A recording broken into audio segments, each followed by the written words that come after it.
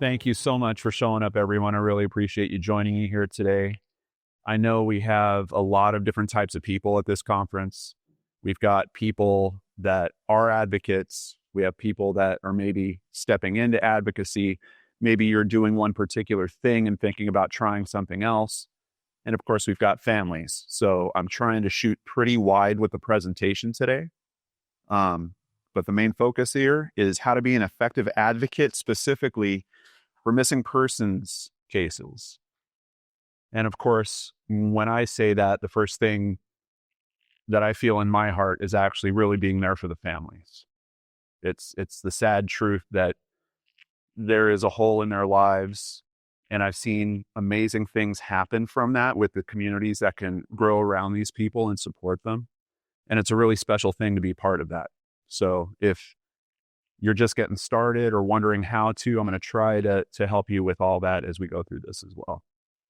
So real quick, who am I? I'm John Lorden. I've been on YouTube for 10 years covering true crime cases. I've also produced 3 different true crime podcasts. I've got over 800,000 followers across all my socials. I was also in that Netflix project up there, Crime Scene, The Vanishing at the Cecil Hotel, and most recently a docuseries called Vanish, the Heather Elvis case that was just released, and you can find that on Amazon, Apple, and YouTube for rent right now. I've covered over 400 cases in 10 years, and I've tried to cover as many as I can. I literally separated. I used to have a show that was both unsolved mysteries and missing persons cases, and I separated it and drove as hard into missing persons cases as I could. And in 10 years, I've hit 400. I'm regularly in direct contact with families that are facing this situation, trying to help them. As a matter of fact, here's one of those families coming in right now. No. Your timing is actually perfect. This is the family of Lada Castle, who is also missing. I'm also the creator of missingpersontips.com. If you go searching for missing person tips on Google, it's going to be one of the top results to come there. I'm very proud of it. I worked hard years ago trying to pull together the best information because these families kept telling me, John, there's no guidebook. Like, I don't know what to do. So I did a bunch of research, pulled together the best info I could. But then over the years, I've heard success stories from people. Thank you for having it there. It helped us. And then I've heard from other families that I was working with that, like, hey, it's great, but you're missing this. And there's this other aspect you have to cover there.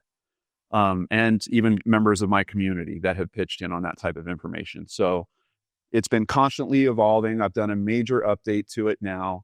It's going to take you from hour 1 to day 1 to week 1 to month 1 to year 1. And then basically, if you run through all that, you just got to start again. Just get back to the top and start that list again. And we'll talk about that a little bit as we go through this. Why do I do it? That's it for me. It's about helping others. I've always had this personality where I've gravitated towards people that I could see were uncomfortable or maybe in some type of emotional distress. Very early on, I was having these intensely deep conversations, like way beyond my years. I'd hear it from my family all the time. They're like, where is this kid coming from?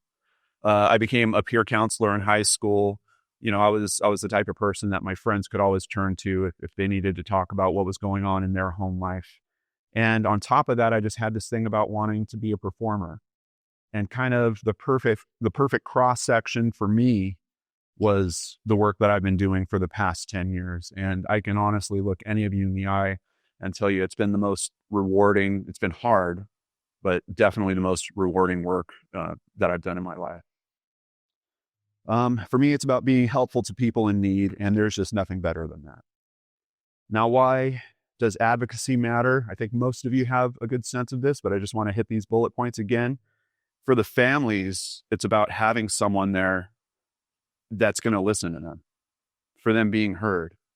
Because in missing persons cases, there's a trend that I've heard from about every single family I've dealt with. And that trend is after the first month, law enforcement doesn't care. They're not in contact with us. They're not taking extra steps. There's no more searches. There's a point that's going to happen around the 1 to 2 month mark where every family is going to feel like they're being left behind by the people they were looking to trust. And that's where we get to come in. That's where you can come in and make a difference for them. Sometimes it's a matter of just listening to them vent frustration. I literally have a mother that has been in regular contact with me for years. At least 3 times a week, I'm hearing from her. And sometimes it's just to be a sounding board. She just wants to tell me how frustrated she is with what's going on with her daughter's case. And sometimes it's enough to just listen, actively listen. You can't fake it. But as long as they know, wow, this person actually has my back and they're real about this, that can be valuable in itself. Sometimes they need a sounding board. Sometimes they're looking for an outside opinion.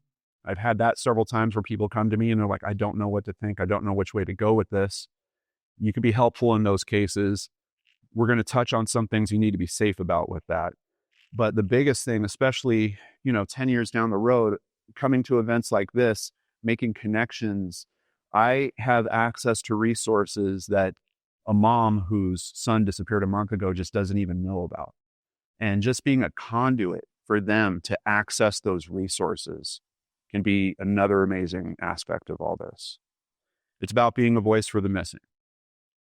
And the truth is, some of these cases are going to turn out to be very, very bad situations. Some of them are going to be homicides.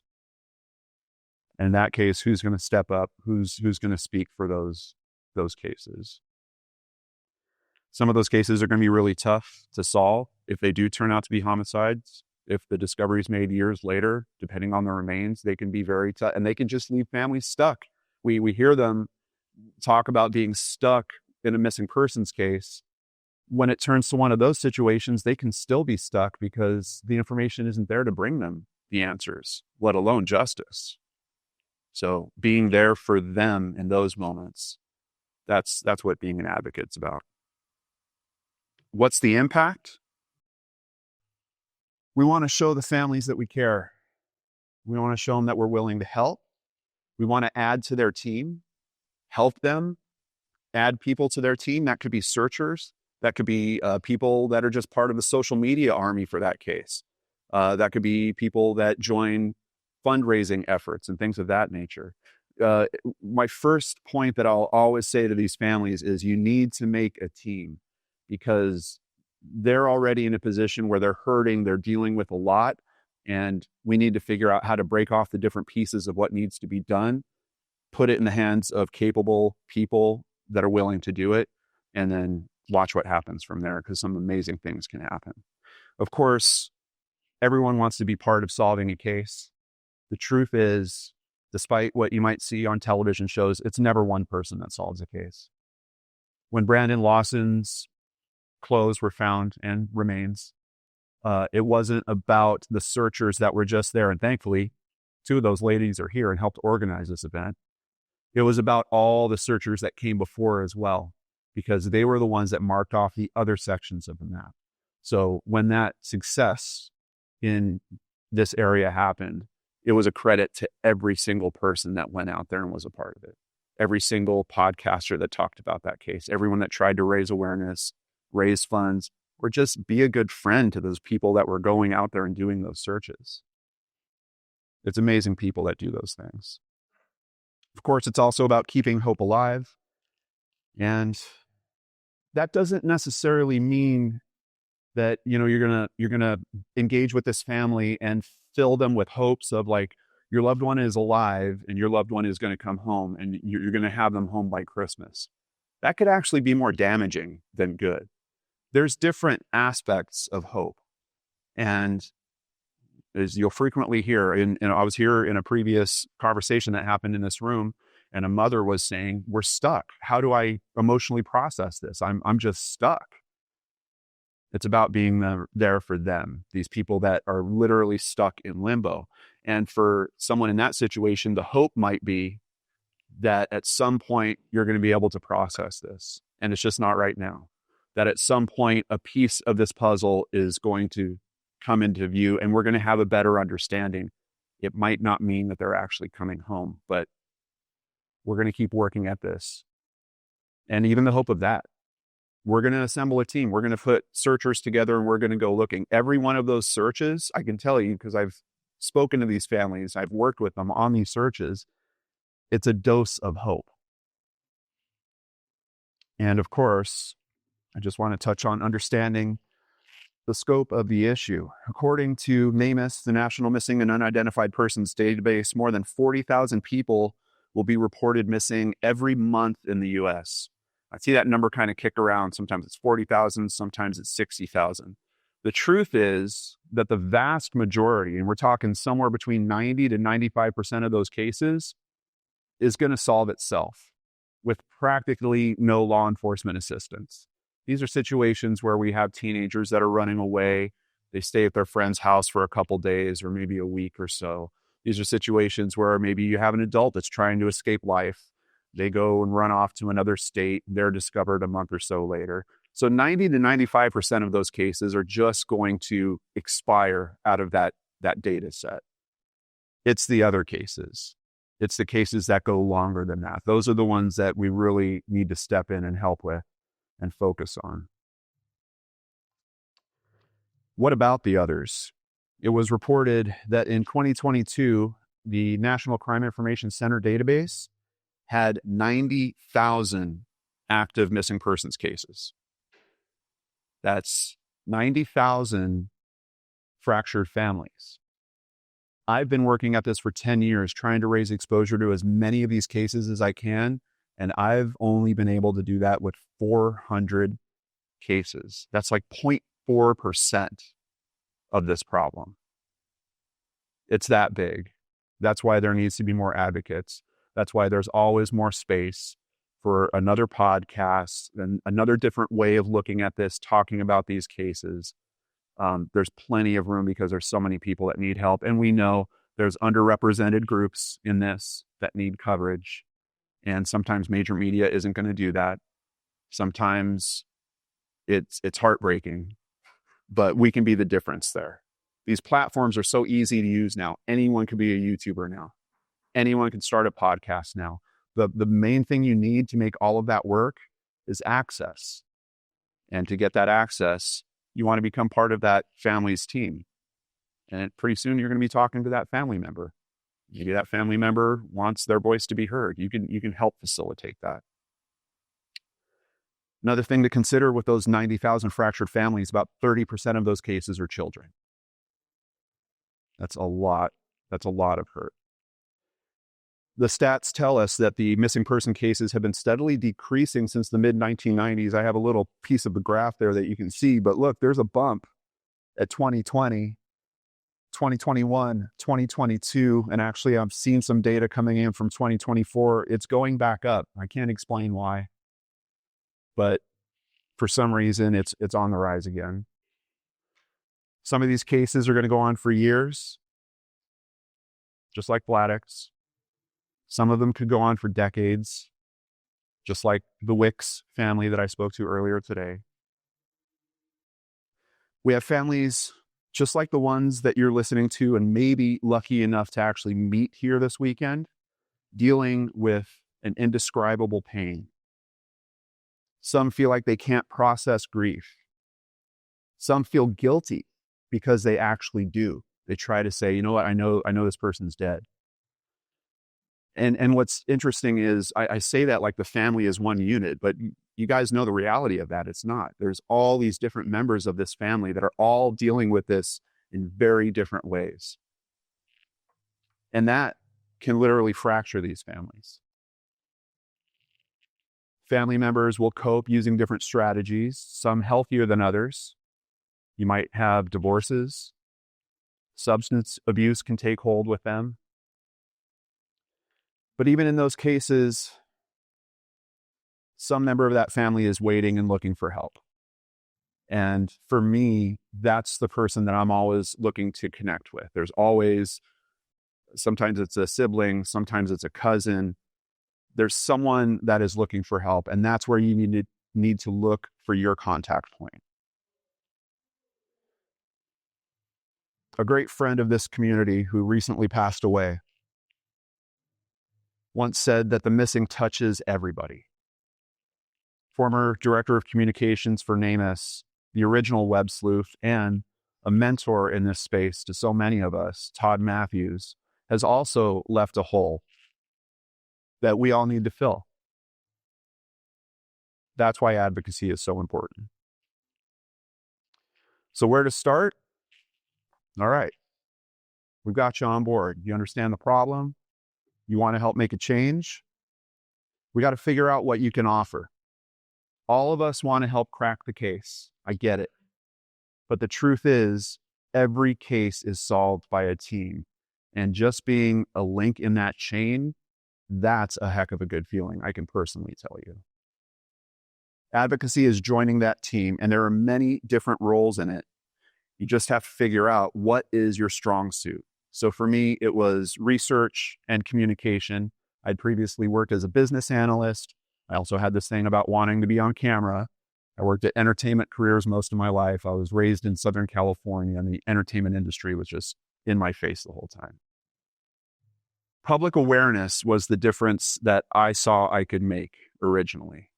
So that's how I got started. But that's just my story of my mix of character traits. Each and every one of you is different. You might be a writer. You might be able to write blogs about the case. You might be amazing with graphic design. You might be able to help design flyers for the case.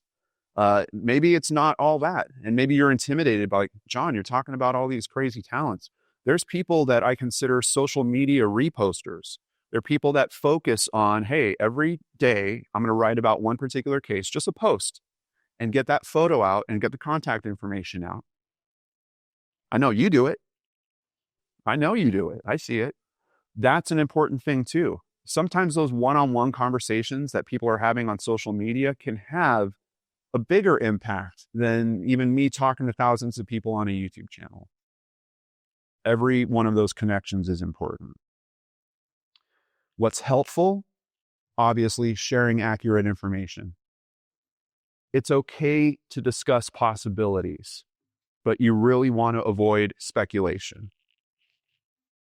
Let's take a look at the definition here for speculation. The forming of a theory or conjecture without firm evidence. Obviously, just hearing the definition probably tells you some of the problems with this. It's potentially damaging, and especially to the families. For them to see some content creator, suggesting, my example here is that, their grandfather who went for a hike in the woods was abducted by Bigfoot. They don't need to see that type of an opinion. What they need is solid information they can rely on. Okay, we know how old he is. We know he had some type of medical issues. This is what was going on with him before he went missing. Maybe he had an accident while he was out on his hike. There's no family that's going to be upset about you talking about that possibility with those conditions. It's not going to be insulting. And I just have to say, I have a little bit of a personal thing in this space because I've worked so hard to try to be authentic and honor these stories. They're not my stories. You're literally borrowing them from these families. So return them in better shape than they were given to you. That's been my approach with these cases. And I hope that you hear that and understand the importance of that, because there's people out here that are trying to sell products in this space that don't care about that. They can come up with a salacious headline or a salacious chapter in a book or a salacious podcast, and that's what they're focused on. That's not advocacy. That's something else. Being a good advocate is about keeping the energy positive. Don't bother getting into the inflammatory conversations online. I know it's tempting. I know. I really know it's tempting. I've seen a few comments myself where I'm like, oh, John, you have to respond. No, just let it go. They really don't help. They just don't help. No case has ever been solved by argument on Facebook. It just doesn't happen. There's people that think they can interrogate someone that's like a person of interest in a case on Facebook. Like, really? Like, they're going to crack on Facebook, and it's not going to happen. Keep your mind on what a family member would say if they saw the post, the blog, the podcast, or the video that you're making, but think about it before you actually post it. And even if you're not working directly with them, every case that I cover on my shows, I'm not in contact with the family for every single one of those instances. But I know, because of the approach that we use, that when they get in touch with me, with 90% of the time happens, they will reach out after. They're always appreciative. So think about it before you post it. What are they going to think when they see it? Because the reality is, in nowadays social media landscape, they are going to see it at some point. Some member of that family is going to find every single piece of media out there. There's at least one member in every family, I promise you, that's doing that.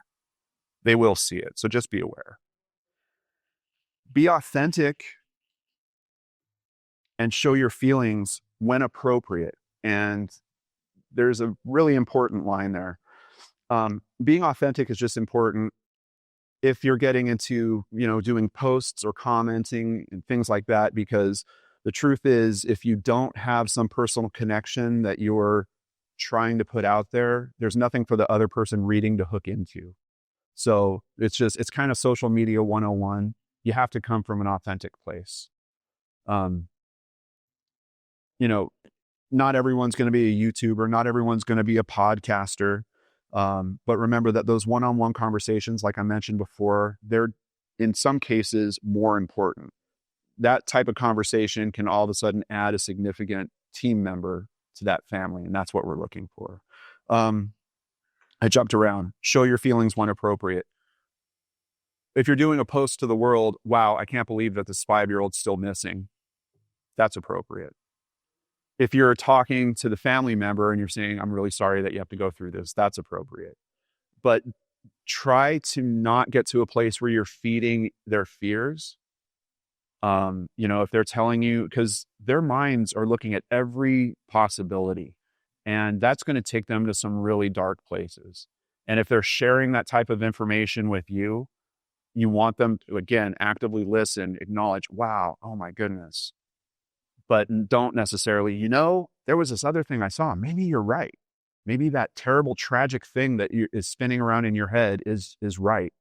You don't want to feed into their fears in that way. The truth is, you don't know. And that's kind of getting back to that speculation area. You just want to keep them as positive as you can. But obviously, there's a flip to that too, right? You can't go in there and try to be like a cheerleader and lift them up or something like that. It's about meeting them on their level. And some people have a touch for bringing just a little light every now and then into those types of relationships. If you're that type of person, that is such a special skill. And it's something that you should definitely see if you can use in some of these situations. Just add to the team, add to the team, add to the team. I'm going to stress it with you guys so much. And recognize where the gaps are and try to fill them. There are going to always be gaps. There is so much work that has to be done around these cases. Something's going to get dropped somewhere. If you're a good team member, you're going to see what's going on with that, and you're going to fill in for that gap. Very important aspect to all this is to understand your own limitations. Just ask yourself some questions about what you can and can't do. Do you prefer behind the scenes work or direct interaction? Do you like to work independently or as part of a team? When I got started, I was just alone in my room doing this stuff. I had no team members, and I kind of preferred it that way. I was just in a place where I just want to be solo with this. As the years have gone on, I've learned the value of team members. I've added some of those team members, just like I have here too. I'm so proud you're here, LaShonda. But ask yourself and be honest about it and be okay with it. There's nothing wrong with that. If you want to work solo, then do it. You could write a blog. You could be on your own for that. Be realistic about how much time you can commit, and then set a schedule for that time and stick to it. And really, especially if you get to the point where you're interacting with families, you have to be there for them. If you tell them, I'm going to do this, you got to come through. You got to come through. They're already dealing with feeling abandoned, probably from law enforcement at some point in this. You don't want to tap on that nerve with them again with, now, oh, there's this other person I was supposed to trust, but they were going to do this and they never did it. Are you comfortable with emotionally taxing situations? This stuff can be heavy. Do you have healthy coping skills to help you manage that? And that's something you might need to learn along the way. For me, when I first got started in this, the cases took all my focus. It's all I could think about. I would be, at the end of the day, sitting with my wife, but I wasn't there. You need to figure that stuff out. I literally had to set my work day, and then I know at 5 o'clock when that clock hits, I'm going upstairs and I'm leaving my work down in my office, and that's it. You got to find mechanisms that are going to keep you healthy with this. Otherwise, you're not going to stay in it. You're going to wind up abandoning that family member, and that feeling that we were looking to avoid, all of a sudden you've dropped it on them. Exercise and health, super important. I got to tell you that my workouts will literally tell me if I'm not okay. Like I'll be nearing, it's always at the 3/4 mark of a run, where if I'm not okay, negative thoughts will just start hammering me. And I know, okay, what is it? Like I literally ask myself this dialogue in my head, what's going on? What's at me right now? And it'll tell you. But it's such an important component. It's my canary in the coal mine is how I describe it. It's important that you find that for yourself. It's going to be different for every one of you. You know, for some of you might be playing your favorite video game or spending time with someone and you're like, why don't I like this person anymore? You know, you kind of get cranky at them or something like that. That's another canary in the coal mine. That's a trigger that you should be looking for, especially if it's someone you love and have a history with. And watch out for addictions. Watch out for damage to your relationships. These are there's so many pitfalls with this. But if you get it all figured out, man, the other side is just such a special place to be. Don't forget to be proud of what you're doing or even what you're trying to do. You're probably not going to be great when you first get started with this. That's okay. Just be proud of your heart is in it. Be proud of where you're coming from. And know that if you stick to it, that you made that schedule and you stick to it, you will get better and better. And you will become more valuable. And maybe the first case you didn't help so much, but the second case you helped a bit more. The third case, you're part of that chain that actually brings someone home or brings the answers to a family. So once you know your limitations, you've thought about your skill set, now you got to find your passion and you got to go. You got to do it. Find the case or the cause that motivates you strongly. You can't fake it. Again, it's the authenticity thing. There's certain cases that are going to just be stronger for you.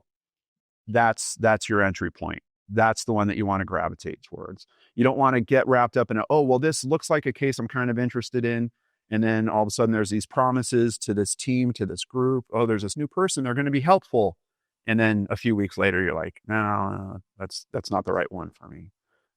Find the right one and you'll know because it'll pull you in. You'll find yourself just diving into all the research, learning everything you can. And while you're doing all that, just keep your mind on finding that gap that I keep talking about. Those are the spaces where you can fill in and become helpful. Pitfalls. Seems like I'm sharing a lot of pitfalls in this talk, but I want you guys to get in and stay in. That's what I need.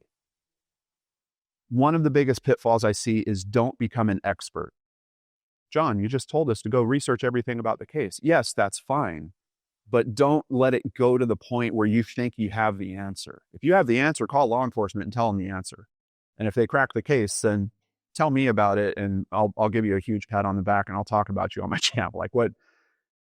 There's people that will become experts. I see it in the social media space all the time. They will usually be administrators of a Facebook page about the case, and they will think that they know everything about it. And anyone that has opinions that are contrary to that will be bounced from the group, or the group will go private, or the group will disintegrate. None of that is good for the family. None of it. And in a lot of these groups nowadays, there's a family member that's a part of that group in some way as well. We don't want to be harmful in this space. We got to be really cautious of that. And it's a hard thing. You know, we all want it. Like I said, we want to solve the case. So how do we do that? Well, we become an expert. We do the research. Now I have the answer. If you've got the answer, test it. Call it into law enforcement and see if it actually plays out. Those experts, you'll see them. You probably already have. Don't bother engaging with them. Don't try to change their mind. It's just such a waste in terms of your energy. I've seen some places where people will split off and start a new Facebook group or go to a different place to be helpful. There's different platforms, especially for being helpful in an ethical way. Go to Web Sleuths. Web Sleuths, that community is just such a special community. I've been a fan of it, and quite honestly, even modeled my own content based on how I saw them handling these conversations. Web Sleuths. Yeah, websleuths.com. Don't fall in love with your own findings. This is kind of along the lines of the expert thing, but I promise you that when you're doing research, you might find this thing and you're like, oh my God. You'll know when it happens because it's almost like a dopamine hit. There's almost like a high of just like, why did no one else know this? I have the secret. Like I found the thing that no one else has. If you have something, that type of feeling happen, do me a favor and think, okay, how can I test against this? What kind of things can I look into to challenge this big discovery that I just made? And if you give it the time, and I'm telling you, it won't take long, maybe an hour at most, to kind of check it from the other perspective, make it like a hypothesis and then check your hypothesis, you'll figure out why, oh, it's not as cool as I thought. It's not the big super answer that I thought it was. There's this other component I didn't know about. Yeah, falling in love with your own findings. That's another one. The big one, watch out for emotional off-ramps. So what do I mean by that? You might work on a case and find out that the missing person was using drugs. The missing person was involved in sex work, or maybe the missing person was involved in serious crimes. At that point, some people check out. They're like, oh, well, they didn't tell me. I didn't know this guy was addicted to heroin. What about the family? That's still someone's son. That's still someone's brother. They're the ones that are going through pain. They're the ones that we're trying to help right now. So watch out for those. We all have biases. We all have different feelings about different things. But those emotional off-ramps, you don't want to take it because, again, you're leaving them behind. You're abandoning this family. And dealing with families, I want to touch on this real quick. There's some realities, and I don't think a lot of people think about this when they start doing this type of work. Depending on when you get in contact with this family member, they could be really, really hurt, like caged animal level hurt. And all of a sudden you're this new person coming at them. And I've got these big ideas about how I'm going to help you. There could be tough conversations. There could be anger. There could be a lot of harsh things that happen in that type of communication. You got to give them the room for it. You have to give them the room. You have to realize in some cases, these people aren't sleeping. Their mind is scrambling. They are literally processing every single potential outcome that could be going on in this case. They're not going to be the best version of themselves. And especially if you get to work with them at a truly intimate level. I mean, if you're getting really into the weeds with them, there's going to be hard moments. And I've seen people bail on family members over that. And that's just sad because I don't know why. I mean, I had to learn this, right? That's why I'm sharing it with you guys. I had to learn this too. They're hurting, and just know that. They will sometimes have strong biases, or they'll sometimes have a very strong opinion of what's going on. You may or may not agree with them on that. And even if you don't, it's not your place to try to convince them otherwise. It's very well known by law enforcement. If there's a case where someone has ended their own life, the likelihood that you can convince the family that was the case it's practically zero. It's practically zero. So if you do come to that conclusion and you truly believe it for some reason, you've turned yourself into the expert and you think maybe that's the type of case that you should step away from. It's not going to be helpful for you to try to convince the family. It just isn't. I wish there was some way, but it just isn't. It's not going to play out. Respect their privacy and wishes. I have a little asterisk on that one. Yes, you want to respect their privacy. You want to respect their wishes in terms of raising awareness to the case. Basically, if I see a local news article and it says this family member is asking for help, I know I'm pretty much in the clear, and I'm going for it. And it's not hard to find that level of, of coverage. If I find law enforcement saying the same thing, I'm feeling pretty good about that as well. The truth is, in some of these instances, the family might not want you talking because they might be in some way responsible. There's other reasons as well. They could be embarrassed about what's happening, embarrassed about the conditions that their loved one was living in, and things like that. So you really have to just be keyed into the possibilities there, and then make a call on if you're going to go for it or not. There's only really one time where I felt like I crossed the line on that, and it was in a case where it was strongly suspected that the mother had actually done something to a child. And it just came down to a question of, am I going to cover this or not? Law enforcement's asking for help, and I'm going to have to go with them on that one. So recognize and empathize with these family members, but again, I just want to remind you, don't feed into their fears. Honestly, I think I prepared enough for another hour. Obviously, I don't have it, and I know you guys came here specifically for kind of the best practices for missing persons cases. Missingpersontips.com. Just know that that's your go-to. I've got everything lined up out there, but I do want to touch on some of this stuff in relation to being an advocate and trying to use that tool successfully there.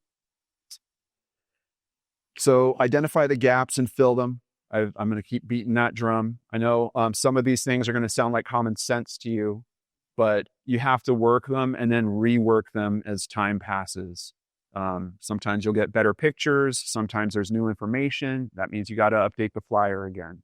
What does that mean? All of a sudden that spills off into, well, we got to get it out there. So we need more street teams to go and put these up in the area again. Is there a NamUs profile? Just the simple things. We heard in a presentation earlier, there's only 16 states that are mandated for law enforcement to create NamUs profiles. The good thing is NamUs was around before that, and they built this awesome system where you can go ahead and create a case. You just need to make a login there. You can go ahead. It won't automatically post to the website, but you give them all the details. They will have a case reviewer look at it. They'll contact law enforcement to fill in any other needed information, and then it'll go live. And out of all the ones that I've done, there's only one that I saw that they would not post. I don't know why. My assumption would be that they think that it was likely a homicide, or maybe they had already found his body and identified it, but they weren't being public with it. Every other one that I've entered, they've posted. Is there a Facebook page? You can help create that. You can step in there. Is there a Web Sleuths thread or a Reddit thread going on this? Same thing. You could start those conversations. You can help keep those conversations going. And if you are, please do me a favor, because I can't tell you how many times I will look at coverage of these cases by news agencies, and they don't have the phone number that you're supposed to call if you have information. I see it time and time and time again. So just know how important it is that if you're becoming one of those centers for people to come and talk about this case, you've got the important information there, and especially that contact phone number. There's other ways. If you're not the type to start these conversations, look for other places where that conversation was going on. And even if it kind of petered out, jump back in there and get it going again. And I'm not the biggest fan of this. I know on Web Sleuths, you'll have people that go in and they bump those threads. They literally just put a post in there that says bump. And it's just to try to keep the thread active so that it shows up on search algorithms and stuff. It means a lot more if you can make a post that has that emotional connection, the authenticity that we were talking about earlier. It doesn't have to be super complicated. It could just be, it's another year that a child is wondering where his mom is. And someone's going to see that, and that might kick them into the next part of the conversation. And that's what you're trying to do. It's not just about you going and shaking, the branch. We want everyone to get in on that conversation. Are there other communities that can help? You can reach out to them. How many cases have we heard about that have remains found by hunters, dog walkers? Every spring I have to do special episodes about this. I literally just released one on Friday called Spring Solves. because with all that recreational time, there's these discoveries that are made. But you can help prep those groups simply by being a good Facebook user. Like, oh, we know this guy went missing in this particular area. Let's look into recreational groups. There's bird watchers that are part of that group. Oh, hunting season's coming up. Let me tell this group about it. Target some of those communities, because honestly, especially in those cases where someone is lost in the woods or something like that, most of the time it's recreational activity that finds them. It's not often that it's actually law enforcement. And then searchers might be a step above law enforcement, but you guys, you've seen the stories, you've heard the stories. The dog walker is a very common one. Is media reach needed? The biggest thing I could say that I see in terms of a gap with a lot of families is they don't have someone that's kind of their PR person. And that's a critical team member for any one of these groups. You need someone that literally is going to be like, I'm going to reach out to the local radio stations, the local newspapers, and I'm going to write up a press release and I'm going to let them know we have a vigil coming up. And then I'm going to call them and I'm going to see if we can get a camera out to that. It's almost a job in itself. But the local press is so important because even in terms of awareness, it's almost like you're trying to build a fire, and you can't just all of a sudden, hey, I tweeted Dateline and I'm hoping that they pick it up. There's certain cases I can't even cover because there's not enough local coverage. Like I'll go looking for just the bare details and there's nothing. It all starts with local coverage. So if you're helping one of these groups or one of these families, if you need to be that PR person, please step into that role. That's where eventually, there's a bunch of local coverage. Then there's a bunch of social media coverage. All of a sudden, Nancy Grace is talking about it. All of a sudden, Dateline's picking it up. There's a ramp that kind of these stories build up to when it comes to awareness. And understand the importance and the patience of long-term support. They can't leave the situation, these family members. They are stuck in it. It's their reality. And for you, I don't know, for me personally, I can't leave them behind. Is it hard to have a family member that's emailing me 3 to 5 times a week with details and pain over and over and over? Yeah. But would it be harder to them if they didn't have that? Yes. I can take it. I've got myself positioned in a way. I'm taking care of my health. I want you guys to stay in this. It's so important to be there for them. Also, I know I'm coming up on time, but try to remember to try new things. You're going to grow and develop. Your skills are going to change. Your connections are going to change. You might start doing one type of advocacy and then say, you know what? That kind of looks interesting to me. Go for it. Anything you can do to keep yourself motivated in this, that's a step in the right direction. So don't be afraid. Give it a shot. Maybe you haven't tried writing a blog about a case. There's whole communities that spin up around that. What can you do with that community? All of a sudden there's a fundraiser needed, or they're looking for searchers. Now you've got a group to tap into. That could be really, really useful.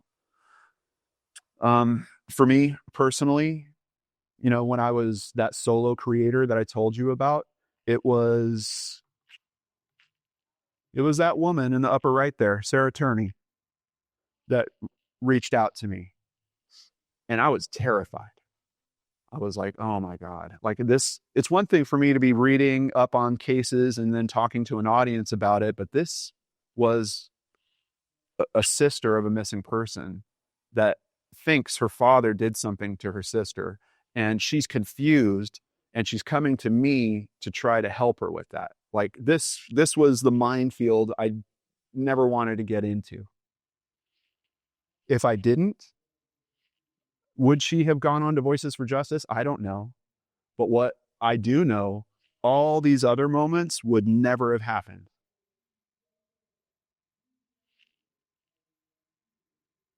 That's Jason Landry's mom. We brought them to CrimeCon. That's me searching for Jason Landry. It's